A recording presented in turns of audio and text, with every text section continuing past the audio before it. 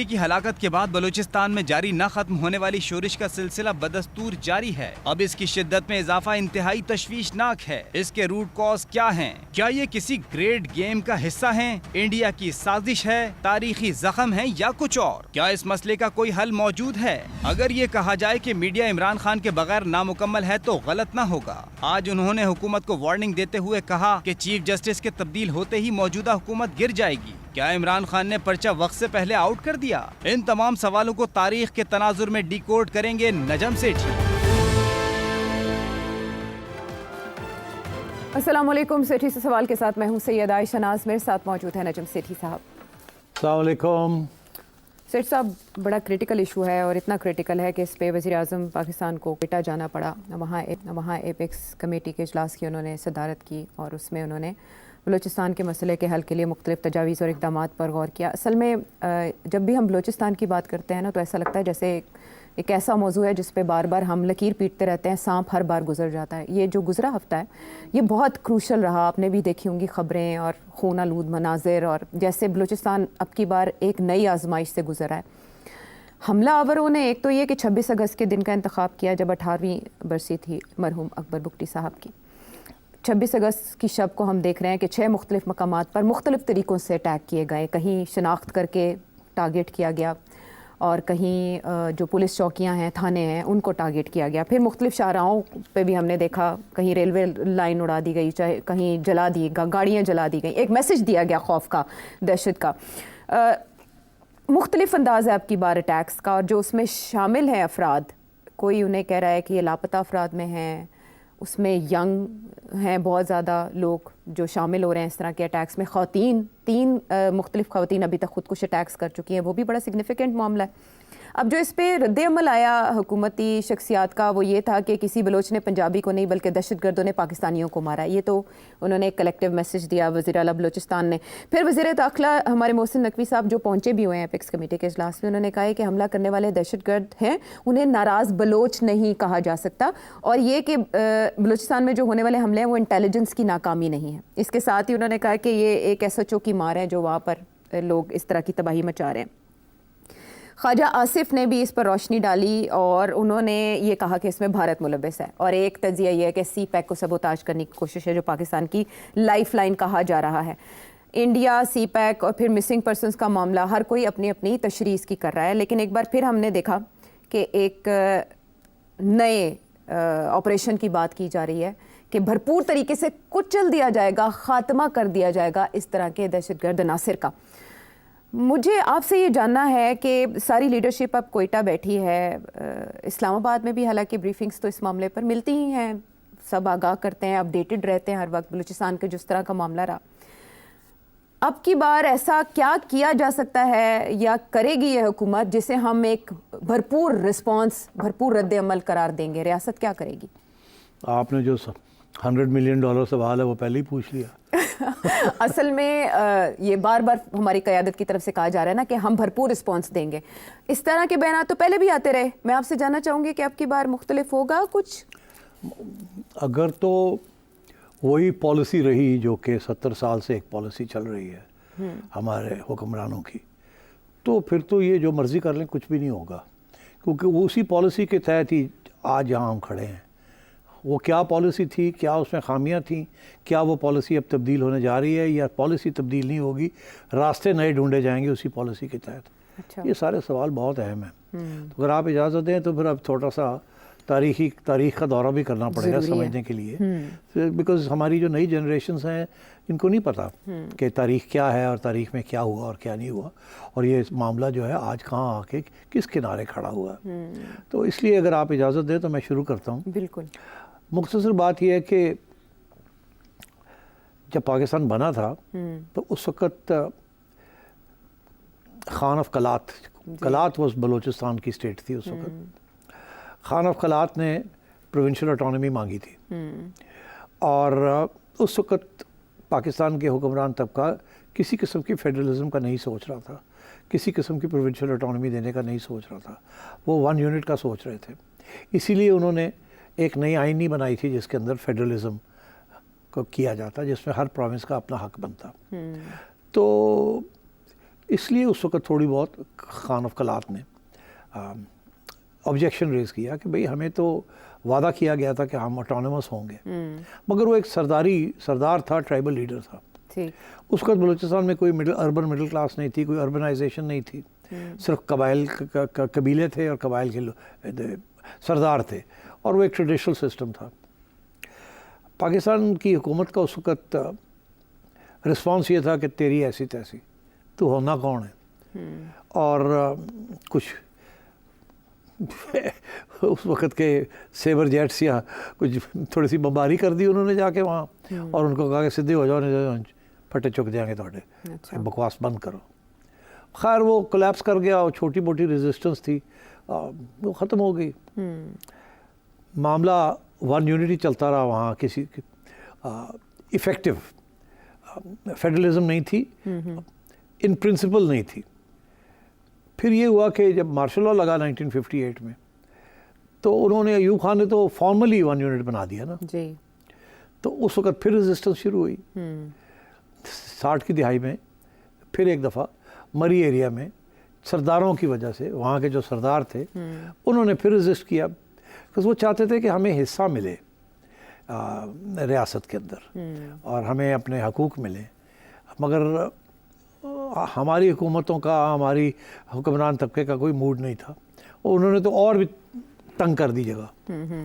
तो 60 की दिहाई में भी उन्होंने फ़ौज भेज के, तो वो छोटी सी ट्राइबल अपराइजिंग थी, उसको कुचल दिया। कुछ एक एग्रीमेंट भी की कि अच्छा आप पहाड़ों से नीचे उतर आए, और क्योंकि वो सिर्फ पहाड़ों की था, मरी इलाका था, थोड़ा सा इलाका था, वहाँ कुछ लोग पहाड़ों पे चढ़ गए थे, ठाठा 303 की बंदूकों के साथ उन्होंने करना शुरू कर दिया था। तो उनको फिर बुलाया नीचे, वो आ गए, डील हुई, मगर रियासत पाकिस्तान की ने बिट्रे कर दी डील को, उनको एक्सिक्यूट कर दिया। वो भी एक हिस्टोरिकल मेमोरी में एक दाग है बलोच की, जो जिसे आप कहते हैं कॉन्शियसनेस में। मगर उस वक्त भी कोई लंबी मिडिल क्लास नहीं थी, कोई अर्बनाइजेशन नहीं थी, कोई ख़ास डेवलपमेंट नहीं। अयूब के ज़माने में डेवलपमेंट हुई, मिडिल क्लास बननी शुरू हुई। फिर अयूब फारग हुआ तो बांग्लादेश हो गया, वहाँ भी आपको पता है यही मसला था फेडरलिज्म का। वो कहते थे कि ये 2 यूनिट्स जो हैं, अगर 2 यूनिट ही करने हैं तो फिर हम जीत गए 1 यूनिट में, हमें पाकिस्तान का हुक्मरान बनाए। वो हमने यहाँ से बैठ के कहा नहीं हो सकता। तो फिर देखा आपने क्या हुआ, और एक सियासी प्रॉब्लम को हल करने के लिए हमने मिलिट्री ऑपरेशन किए, और उसमें फिर इंडिया की मदाखलत हुई। इंडिया की मदाखलत, ठीक, तो बांग्लादेश बन गया। इंडिया की मदाखलत ना होती तो आपकी 50,000 की वहाँ फ़ौज थी, वहाँ मुक्ति बहिनी छोटे छोटे लोग थे, ये था वो था, आपने उनको क्रश कर देना था। मगर वो एक बहुत बड़ा प्रिजन कैंप बन जाना था फिर। मगर क्योंकि इंडिया की हो गई इंटरवेंशन, तो वो आपसे हाथ से निकल गया, वो आज़ाद हो गए, और आप लोग प्रिजनर्स बन गए 90,000। फिर बड़ी मुश्किल से भुट्टो साहब ने उन सबको वापस लेके आए और एक डील की इंदिरा गांधी के साथ। 70 की दिहाई में क्या हुआ कि भुट्टो साहब ने आपको आइन दे दी, जिसके अंदर फेडरल कैरेक्टर आइन का था, और हर प्रोविंस के हकूक थे। बलोच जो थे उनमें से सिर्फ एक बलोच था लीडर जो कि उसके ख़िलाफ़ था, बाकी सब ने कहा ठीक है मान जाते हैं। और पठान लोग जो थे वो भी मान गए। पहले वो मानने के लिए तैयार नहीं थे, मगर उन्होंने कहा ये आइन बड़ी अच्छी आइन है जी। हमें हकूक मिलेंगे प्रोविंशियल ऑटोनॉमी, सूबाई खुद मुख्तारी दे दी। हाँ। तो वो वली खान ने मना लिया बलोचों को, अताउल्लाह मेंगल को मना लिया, और गौस बख्श बजेंजो जो के बलोचिस्तान नैप के लीडर्स थे उनको मना लिया।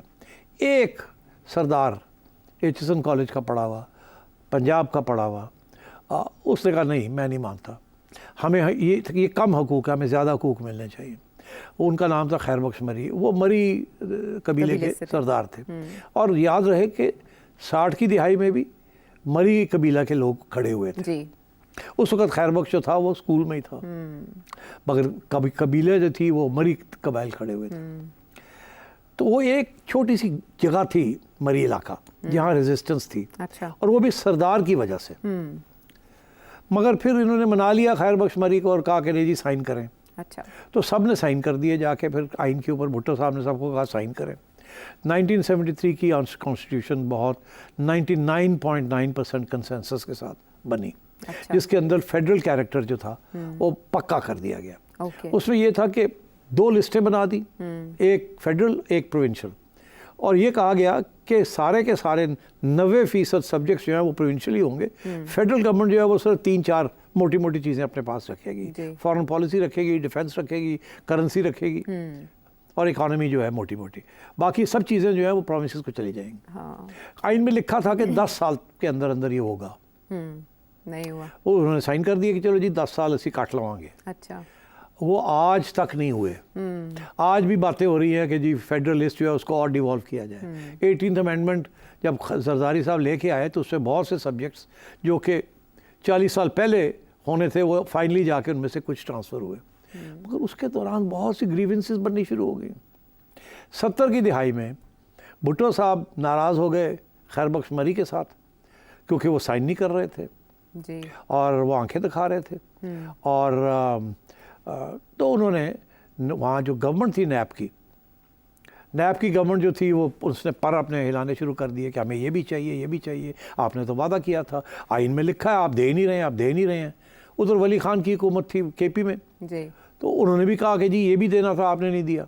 भुट्टो साहब ने कहा तोड़ी ऐसी नहीं तैसी, उन्होंने पर क्लिप कर तो दिया। मैं सॉर्ट आउट कराने रहा हूँ। हाँ। उन्होंने क्या किया कि वली खान, खैर बख्श मरी, अताउल्ला मैंगल, गौस बख्श बजेंजो और 2 चीफ मिनिस्टर्स, 2 गवर्नर्स केपी के और बलूचिस्तान के, सबको उठा के इल्ज़ाम लगाया। पहले तो नैब को बैन किया सुप्रीम कोर्ट के ज़रिए और साथ ही इनको जेलों में डाल दिया और कहा कि आप साजिश कर रहे हैं, आप बलूचिस्तान को अलग करना चाह रहे हैं, आप एक कंस्पिरेसी कर रहे हैं पाकिस्तान को तोड़ने की। अच्छा। एक हैदराबाद के अंदर एक सबको डाल दिया। हाँ। चाहे जैसे ये हुआ तो मरी एरिया में जहाँ हमेशा कुछ गड़बड़ होती थी वहाँ कुछ 150-200 कबायलियों ने अपनी 303 लेके फिर खड़े हो गए। वो अच्छा। कोई बुकटी नहीं ज्वाइन किया, कोई मिडिल क्लास ने ज्वाइन नहीं किया, सिर्फ मरी कबीला खड़ा हो गया। कैरी कर रहा था। उनका सरदार भी जेल में था, उनके बड़े बड़े छोटे सरदार भी जेलों में थे, बिकॉज वो हमदर्दी तो थी। उन पे इल्ज़ाम लगा और ये हो गया। तो आप समझे ये 3rd राउंड हुआ। पहला कलात का राउंड हुआ, फिर 60s का राउंड हुआ और ये अब जाके फिर से 3rd राउंड हुआ 70s के अंदर। और ये 4 साल ये छोटी मोटी इंसर्जेंसी चली। ठीक। और उसको फिर इन्होंने 50-1,000 फौज भेजी वहाँ और ईरान से हेलीकॉप्टर्स मंगवाए। अच्छा। शाह ईरान ने हेलीकॉप्टर्स दिए और वो 150 लोगों ने आगे लगाया हुआ था और उनके बंदे मर नहीं रहे थे और ये एम्बुशेस कर रहे थे। वो एक एक पहाड़, एक एक पत्थर को जानते थे। बहुत मुश्किल टेरेन है वहाँ। और पाकिस्तान की अफवाज जो थी it was used for conventional warfare, not guerrilla warfare. तो कैजुअल्टीज़ होनी शुरू हो गई। इन्होंने फिर सोचा और क्या तरीका है, हम वो तो आते हैं आउट ऑफ कहीं से आ जाते हैं, मार के 2 बंदे चले जाते हैं। तो इन्होंने फिर ईरान से रिक्वेस्ट की कि हमें हेलीकॉप्टर्स चाहिए। फिर इन्होंने एक हेलीकॉप्टर कैंपेन चलाई। अच्छा। जिसके ज़रिए उन्होंने वो जो इंसर्जेंसी थी उसके ऊपर प्रेशर डाला और लोगों को डिसअपेयर किए, लोग मारे गए वहाँ लोग, और जो लोग बच गए वो उठ के भाग गए अफगानिस्तान और वो इंसर्जेंसी को उन्होंने कचल कर दिया। अच्छा। 150 बंदा था। इन लोग कहते हैं पता नहीं 5,000 थे, 150 बंदा था, मैं आपको बता रहा हूँ। फिर क्या हुआ कि हैदराबाद के अंदर इन सबको जेलों में डाला हुआ था। अच्छा। फिर भुट्टो की होगी छुट्टी, ज़ियाउल हक आ गए। ज़ियाउल हक ने सोचा मैं सियासी तौर पे इसको डील करता हूँ। बड़ा चालाक था, उसने सबको छोड़ दिया जेल में से और कहा कि जाइए आपको अब जो चाहेंगे आपको मिलेगा। वो भुट्टो जालिम था तो ये सबको जेलों से छोड़ दिया। ये सारे बड़े प्रो आर्मी हो गए और किसी को शिप ब्रेकिंग का कॉन्ट्रैक्ट दे दिया। अच्छा। किसी को ये दे दिया, किसी को कहो गवर्नमेंट में आ जाओ, किसी को ये दे दिया। सारे खुश हो गए। सरदार थे ना, अवाम तो थी नहीं। सरदार थे, उनके कबायली थे। कबायली तो जो सरदार कहता था वो करते थे। बिल्कुल ठीक। और जो सो कॉल्ड रेजिस्टेंस थी वो खत्म हो गई। और जो लोग भागे हुए थे वो अफगानिस्तान में जाके बैठ गए क्योंकि वो उनको डर था वापस आएंगे तो फिर ज़्यादा का नहीं आ जाओ कुछ नहीं होगा। अच्छा। तो 2-3 साल के बाद वो भी वापस आ गए, उनको भी कुछ नहीं किया। उनको भी उन्होंने फिर कॉन्ट्रैक्ट्स देने शुरू कर दिए। ठीक। उनको भी 4 पैसे बनने शुरू हो गए। तो ख़त्म हो गई सारी। हाँ। तो फिर ये एक स्टेज थी ठीक। कि कोऑप्ट कर लिया। जो लोग रेजिस्टेंस कर रहे थे उनको कोऑप्ट कर लिया, रियासत के अंदर ले लिया, जप्पी पा ली। क्योंकि बाकी सरदारों को पैसे दे रहे थे तो उनका इन्होंने भी दे दियो। बिल्कुल खत्म करो, मुंह बंद करो। और ये सब बुग़्ज़ भुट्टो में किया नहीं, बिकॉज वो तो देखिए ना, एक भुट्टो को तो छुट्टी कराई ना, छुट्टी करा दी तो ना। जो उसके खिलाफ मुखालिफ थे, उनको उन्होंने अपने साथ ले अपने लिया साथ मिला लिया, वही ना बुग़्ज़ भुट्टो में किया। चलो, तो उसके साथ ये सो कॉल्ड बलूचिस्तान प्रॉब्लम जो था वो वो solve कुछ हो हद गया। तक सॉल्व नहीं हुआ, मगर कुछ हद तक बैठ गया। डिफ्यूज हो गया। एक आध लीडर रह गया जो कि रूस के बैठा हुआ था कि मैं तो नहीं मानता, मैं कोई सपोर्ट नहीं थी। बलूचिस्तान स्टूडेंट्स ऑर्गेनाइजेशन एक्टिव थी, अच्छा। मगर वहाँ भी तब्दीलियाँ होनी शुरू हो गई, वहाँ भी लोग मारे गए, कोई भाग गए, कुछ ये हो गया, आपस में लड़ाई झगड़े हो गए। वो भी जो एक नेशनलिज्म का जो एक गढ़ बनती जा रही थी वो भी डिफ्यूज़ हो गई। तो ज़िया-उल हक ने जो पॉलिसी इख्तियार की उसके साथ बलोच मूवमेंट जो है उसको उन्होंने डिफ्यूज़ कर दिया। ठीक।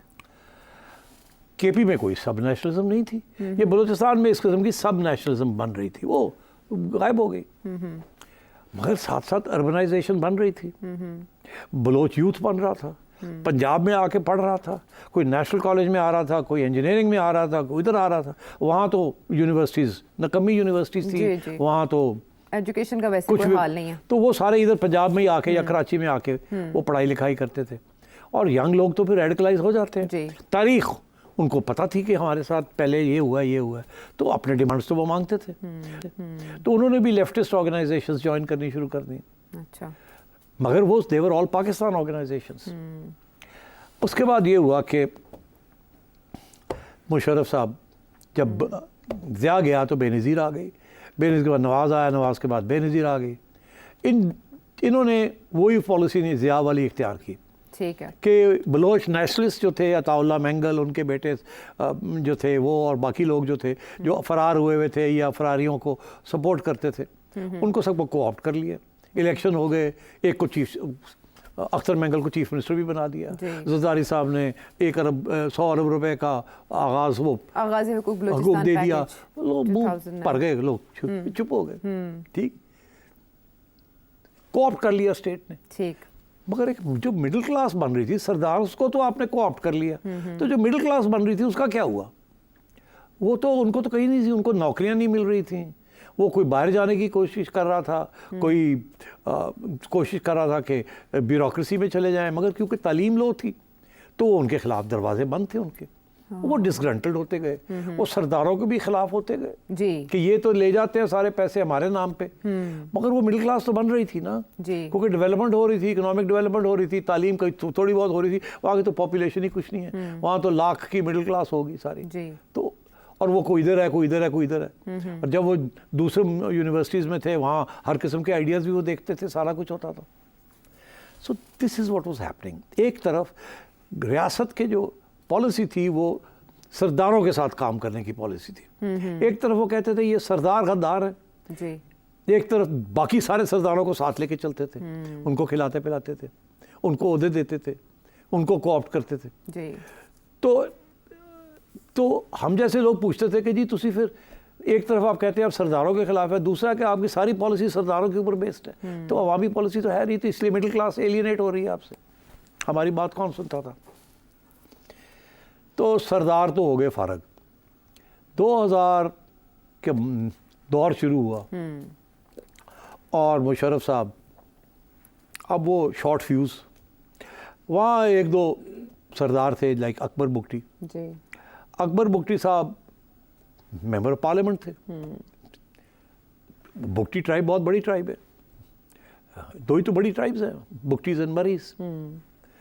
Akbar had always been a very troublesome sardar, बहुत, वो भी एचसन कॉलेज, ये सारा एचसन कॉलेज चला रहा है इस मुल्क को या नहीं चला रहा, तो इट्स ट्रू, चीफ्स कॉलेज था ना, it was known as chiefs college, chiefs आते थे वहाँ, चीफ्स के बच्चे आते थे वहाँ। अब तो वो चीफ्स कॉलेज नहीं रहा, अब तो तुम्हारे बेटे भी इंशाल्लाह जाएंगे वहाँ।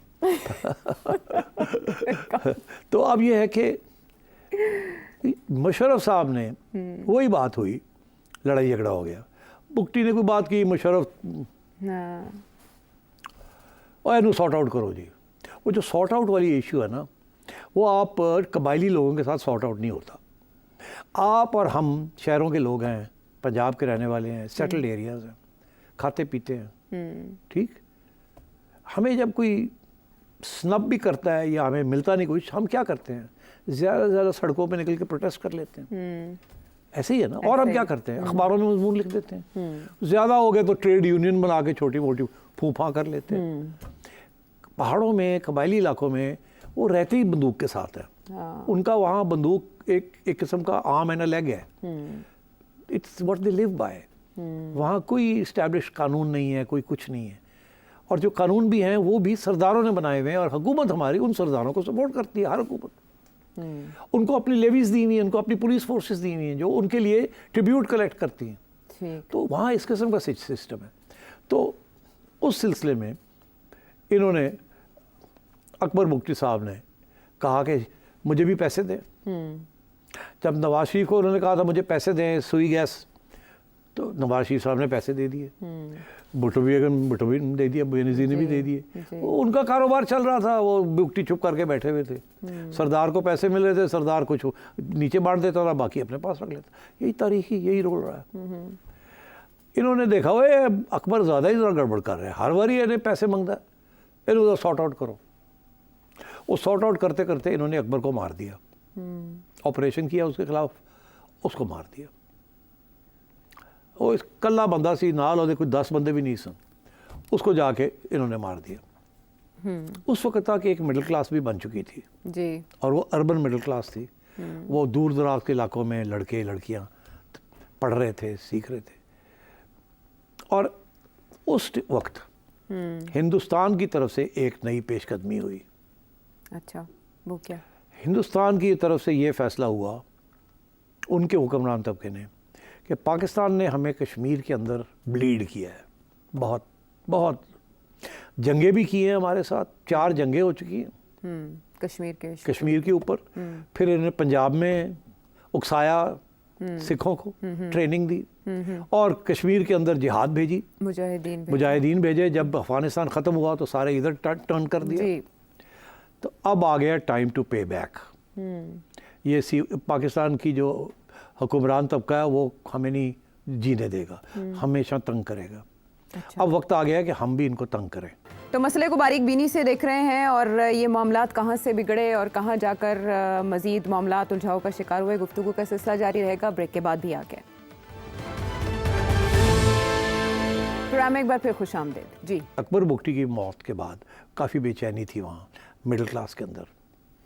मैं ये कहता हूँ कि उस वक़्त इंडिया ने ये फ़ैसला किया कि हमने इस बेचैनी का फ़ायदा उठाना है, एक्सप्लॉइट करना है सेंटिमेंट्स को, इसको एक्सप्लॉइट करना है और सेंटिमेंट्स को एक्सप्लॉइट करना है।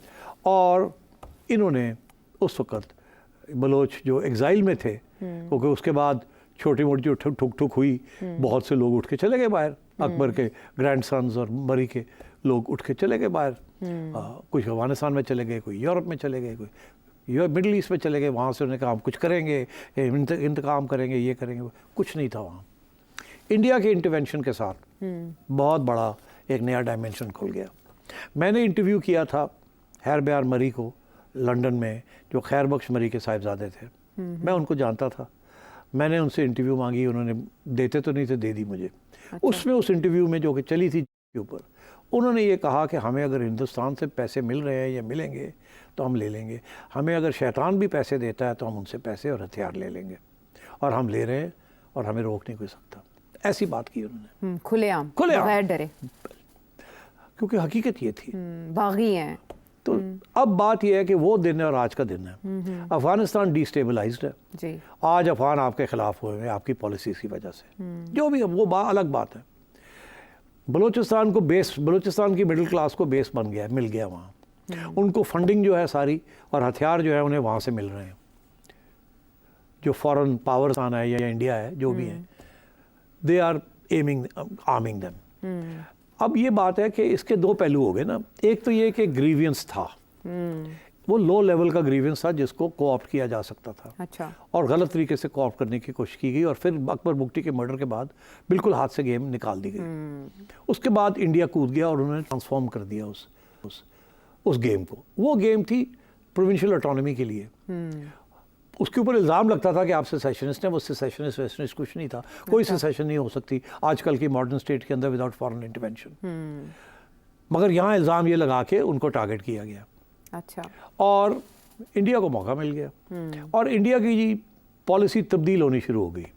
यहाँ तक कि जब नरेंद्र मोदी पावर में आया तो उसने खुलेआम अनाउंस कर दिया कि अब हमारी पॉलिसी जो है कि हम बलूचिस्तान को नहीं छोड़ेंगे, हम वहाँ भी पाकिस्तान का खून खराबा करेंगे। इन्होंने हमारा खून खराबा कश्मीर में किया, हम यहाँ करेंगे। और उससे पहले भी ये पॉलिसी ये शुरू हो गई थी।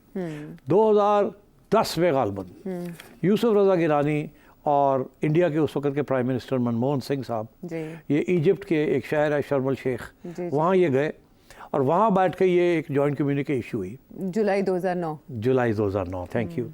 तो उस जुलाई 2009 में हमने कहा कि जी, इंडिया ने कहा कि आप अपना हाथ कश्मीर से निकालें तो आगे बात बढ़ सकती है।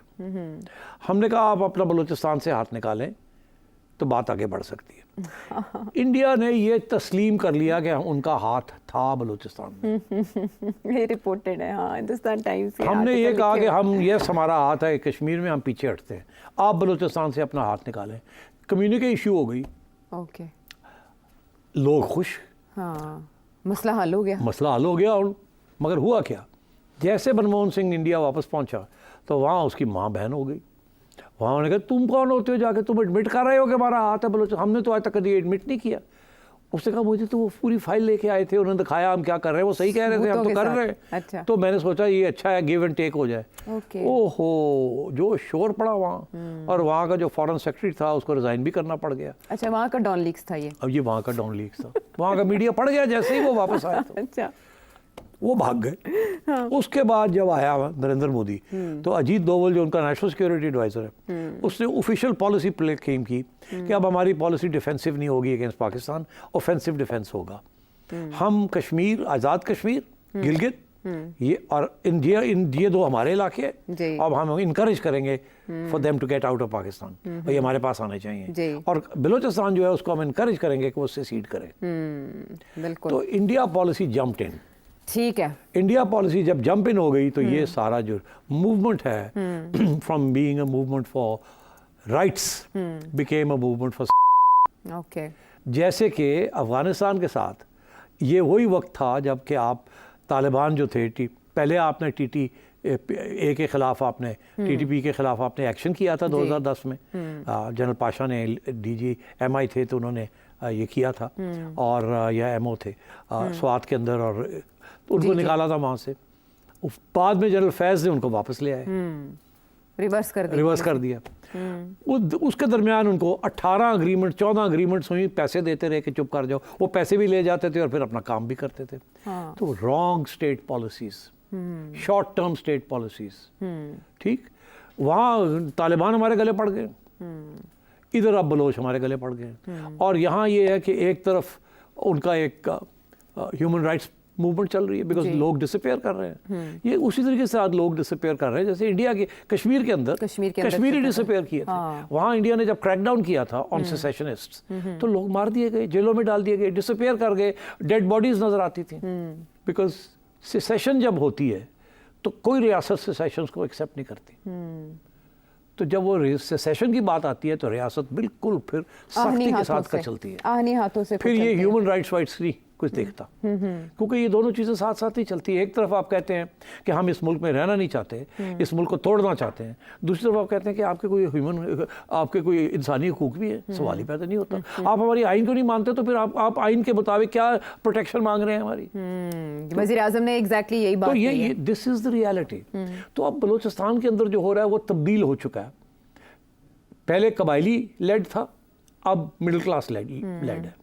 ठीक। अब सरदार जो है सारे के सारे हुकूमत के साथ है, और जो मिडिल क्लास है वो सारी अलग होती है, एलिनेट हो गई। यही सरफराज बुगटी साहब कह रहे हैं। तो सब वो सारे सरदार है ना। हाँ, लेकिन वो यही कह रहे हैं कि यूथ को सिस्टमेटिकली एलिनेट किया, अलग कर लिया गया, रियासत से जुदा कर दिया गया। हो गए ना bad policies of the state.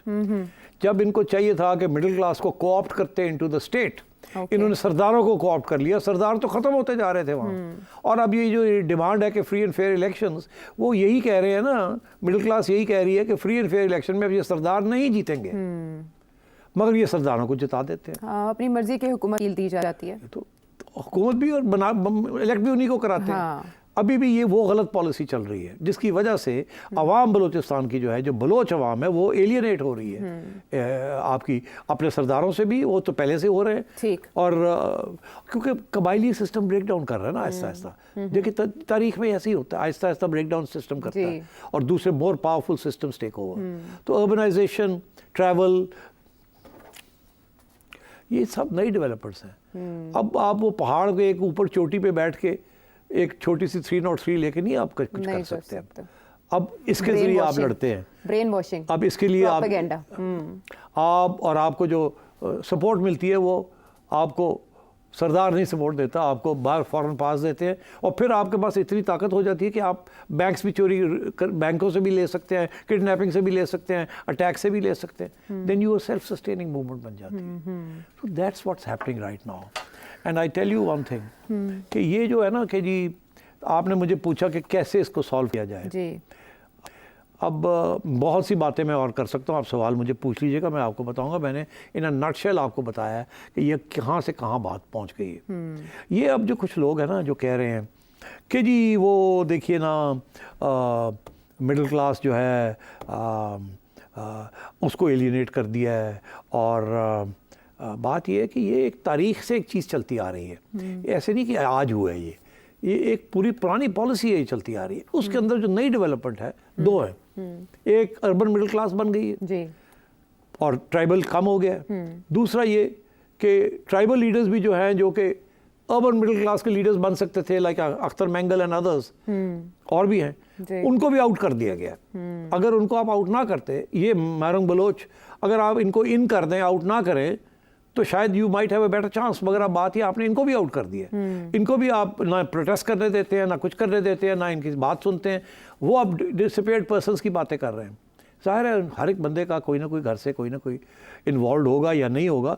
ये जब वॉर होती है तो उसमें सिविलियन कैजुअलिटीज़ होती है, वो क्या कहते हैं उनको, अनइंटेंडेड कॉन्सिक्वेंसेज होते हैं और कोलैटरल डैमेज होता है। अब मैं एग्जांपल देता हूँ, आप एक पिंड में हैं, रात को दरवाज़ा खटखटाता है, आप दरवाज़ा खोलते हैं तो 3 हथियार गन्स लेके 3 बलोच बच्चे खड़े हैं आपके। अच्छा। वो कहते हैं हमें रात रहना है। क्या आप कहेंगे नहीं रह सकते? नहीं, ऐसे तो नहीं, जाहिर है। तो आप मजबूर होके कहते हैं रह जाए With guns if they are saying so। और वो सुबह उठ के चले जाते हैं। वो कुछ काम, वो अपनी अटैक वैक करने आए हुए होते हैं, कुछ करने आए हुए होते हैं। जब हमारी इस्टेब्लिशमेंट को पता चलता है कि जी वो रात यहाँ रहे थे, वो जाके वहाँ जाके सबको उठा के ले जाते हैं, वहाँ लितर मारते हैं। वो कहते हैं तुम तो उनका हिस्सा हो। वो अगर कहे ना जी हमें तो पता भी नहीं था, हम नहीं हैं, मगर हम क्या करते, वो हमारे खून है, वो हमारे वो लोग हैं, वो बच्चे हैं, उनको हम कैसे ना करते। उनके पास हथियार भी थे। वो कहते नहीं नहीं नहीं, तुम तो हिस्सा ही उसके हो।